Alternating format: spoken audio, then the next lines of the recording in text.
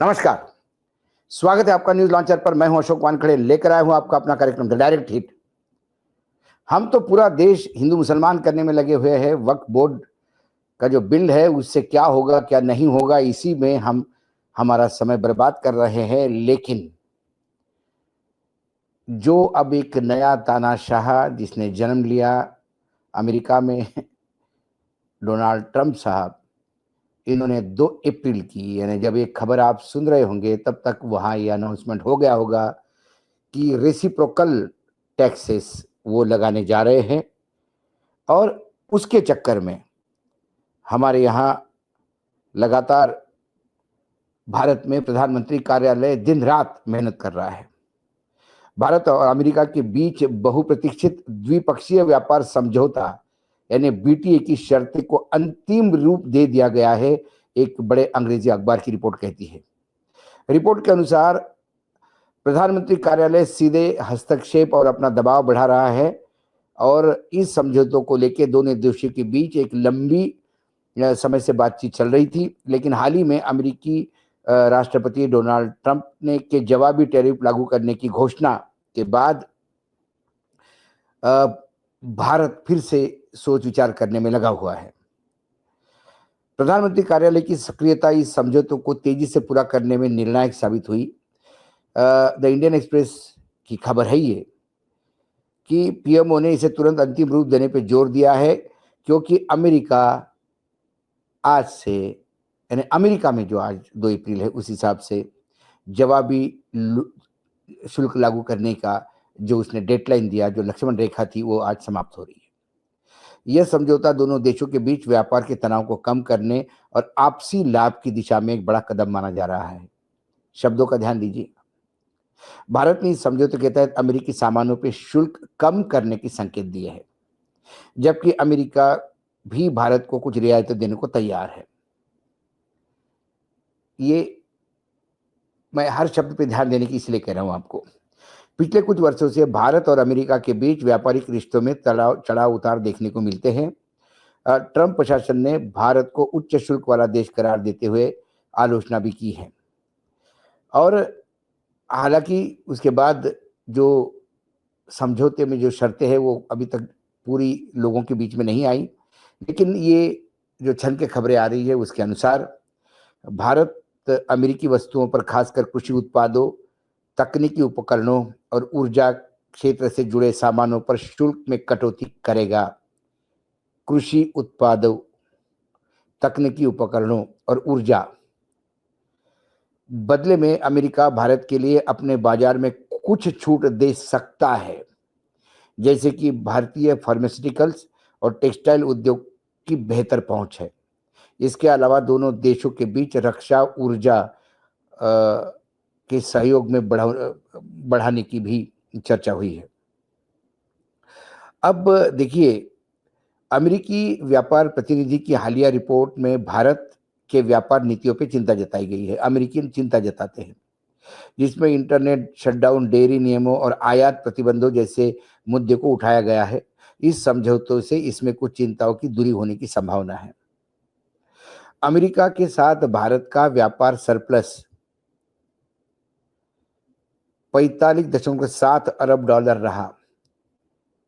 मतलब भारत का आयात कम था और निर्यात ज्यादा था, जिसे लेके ट्रंप बहुत नाराज हुए और अब इस दिशा में काम किया जा रहा है कि संतुलन बराबर हो और इसके लिए हमें अमेरिका से आयात बढ़ाना पड़ेगा।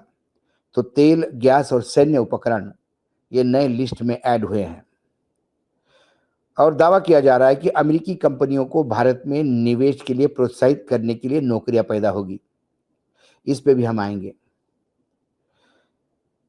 लेकिन यदि ये मोटे मोटे तौर पे मैं देखूं, कृषि उत्पाद, हमारा देश कृषि बहुल देश है।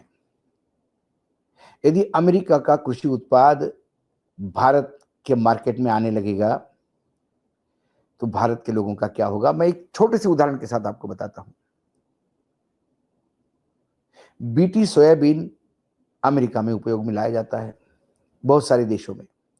बीटी सोयाबीन भारत में बैन है, इसलिए भारत के सोयाबीन का कल्टीवेशन का जो एकरेज आता है, जो पर एकड़ भारत में सोयाबीन की उपज होती है, वो आप मानिए 10 क्विंटल, और बीटी सोयाबीन का 50 क्विंटल। तो बीटी सोयाबीन का तेल भारतीय सोयाबीन के नॉन बीटी तेल से बहुत सस्ता पड़ता है। जब भारत सोयाबीन का तेल आयात करता है तो भारत का सोयाबीन उद्योग मर जाता है। किसानों को सोयाबीन का जो 4,700 कुछ 800 रुपए के आसपास जो एमएसपी है वो भी नहीं मिलता। यदि ऐसे ही बाकी उत्पाद भी सीधे सीधे सोयाबीन ही आके बिकने लगेगा, बीटी सोयाबीन, तो फिर हमारा किसान क्या करेगा? हमारे किसानों को प्रोटेक्शन कौन देगा? अमेरिका जब टेरिफ से बात करती है तो अमेरिका ये नहीं बताती कि वो अपने किसानों को कितनी सब्सिडी देता है। उनका खेती का पैटर्न अलग है। हमारे यहाँ खेती बहुत छोटे छोटे इकाइयों में बटी हुई है। कुल मिला के अमेरिका की इस दादागिरी के सामने यदि भारत सरकार हमारी मार्केट उनके लिए खोल देते हैं तो हमारा आने वाला समय किसानों के लिए बहुत कठिन समय होगा। दूसरी बात, अमेरिकन उत्पाद यदि भारत में बिकने लगे तो फिर भारतीय उद्योग क्या करेगा? अमेरिका में फार्मास्यूटिकल बेचेंगे हम, टेक्सटाइल बेचेंगे, लेकिन बाकी ऑटोमोबाइल का क्या? कई चीजें हैं। खासकर जो इंटरनेट शटडाउन की जो बात करते हैं अमेरिकन जो उद्योगपति बताते हैं कि वहां पे जरा इंटरनेट, वो इसीलिए है कि कहीं ना कहीं एलन मस्क को एंट्री दी जाए। एलन मस्क की यदि इंटरनेट भारत में आई तो फिर भारत की सुरक्षा का क्या? कुल मिला के ऐसी क्या मजबूरी है 143 करोड़ का उपभोक्ता होते हुए भी भारत सरकार घुटने टेके हुए है उसके सामने, अमेरिका के सामने। ऊर्जा हम अमेरिका पे अब डिपेंड रहेंगे, तेल आयात अमेरिका से होगा, बहुत सारी चीजें होगी। सैन्य उपकरण तो हमने देख ही लिए कि अब धनाधन अमेरिका से वो हो रहा है, इंपोर्ट का सौदे हो रहे हैं। तो अमेरिका को लाभ हम पहुंचा रहे हैं और हम हमारे घर में नुकसान करवा रहे हैं। लेकिन ये सब कुछ होने के बावजूद भी अमेरिका हमें जूते के नोक पे रख के उछाल रहा है। इसलिए मैंने बोला कि हम लगातार हिट हो रहे हैं।